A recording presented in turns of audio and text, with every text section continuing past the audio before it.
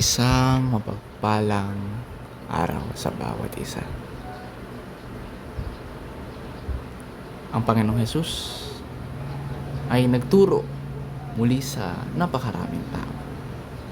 At sa pagtatapos ng kanyang pagtuturo, siya ay pumunta sa isang tabi,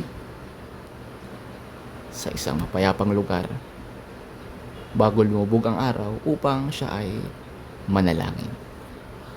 At inutusan niya ang kanyang mga kasama, kanyang mga disipulo, na sumakay na ng bangka at maglayag papunta doon sa kabilang lugar na kanilang pupuntahan. Kaya ang Panginoon ay nagpatuloy sa kanyang pananalangin, habang kanyang mga disipulo doon sa bangka ay nagsimula ng maglayag papunta sa kabilang lugar. Lumubog na ang araw at paggabi na, at ang mga disipulo na naglalayag sa bangka ay sa hindi inaasahan na pangyayari. Lumakas ang alon, lumakas ang hangin, nagkabagyo sa gitna ng dagat, at meron silang nakitang taong naglalakad sa gitna ng dilim, sa gitna ng malakas ng bagyo, pag-alon, pag-ulan. Meron silang nakita naglalakad sa gitna ng karagatan. At sila ay nagsigawan, sabi nila, "Espiritu yan, yan ay multo." Ngunit ang Panginoon, siya ay nagsabi, "Hindi ako espiritu, ako ito, ang Panginoong Hesukristo. Huwag kayong matakot." At isa sa mga disipulo ng Panginoon, si Peter, sabi niya sa Panginoon, "Panginoon, kung totoo ngang ikaw yan, ay payagan mo ko na makalakad din sa tubig. Hayaan mo na lumakad ako papunta sa iyo. Hayaan mo na makalakad din ako sa tubig. Panginoon, kung talagang totoong ikaw yan, hayaan mo na makapunta rin ako sa iyo." At sabi ng Panginoon, "Sige, Peter, kumakbang ka.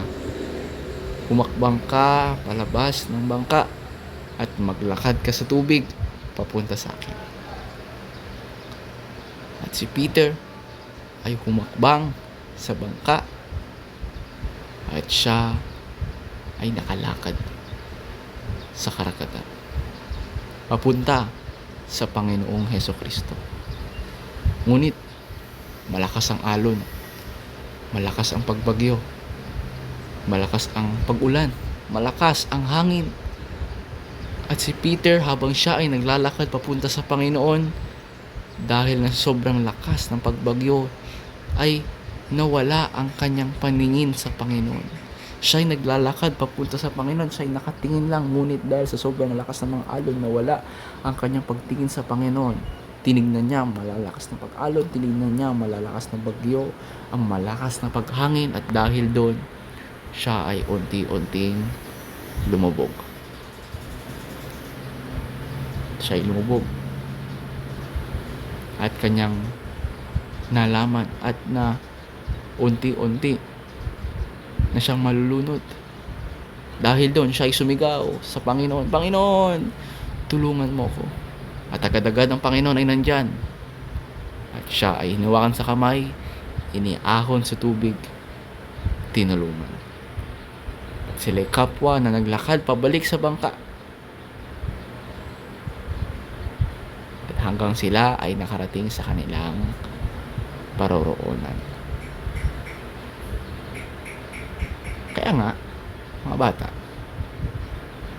huwag nating gayahin si Peter sa sitwasyon na ito.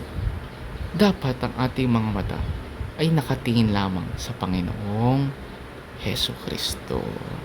Hindi ka titingin sa sarili mo. Hindi ka titingin sa kaibigan mo, na kapag sabi ng Panginoon, sabi ng mga magulang mo na binigay ng Panginoon, mag-aral ka ng maigi, pero nakita mo yung kaibigan mo, classmate mo ng kakating classes, huwag kang lilingon sa kanila. Kanino ka lilingon? Sa kung anong gusto ng Panginoong Hesukristo. Hindi rin sa kung ano ang gusto ng dyablo. Hindi sa kung anong gusto ng mga masasama kundi sa kung ano ang gusto ng Panginoon. Nakikita mo ang mga ibang mga kabataan, ang mga ibang batang katulad mo, ayaw nila sa ganito, Bible study. Huwag kang lilingon sa kanila. Lilingon ka, kanino? Sa Panginoong Hesukristo. Nakikita mo sila ay nagmumura. Sila ay laki nag-aaway. Sila hindi masunod sa magulang at tuwing linggo nakikita mo yung mga iba mo kasama ayaw nilang pumunta ng church. Sila ay tinatamad. Huwag kang lilingon sa kanila.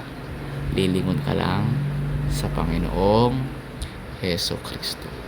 Upang sa ganoon, hindi ka lulubog. Hindi ka lulubog katulad ni Peter. At kung sakaling isang araw ikaw ay lulubog, tandaan mo, ang tatawagin mo lang, isa lang, ang Panginoong Hesukristo.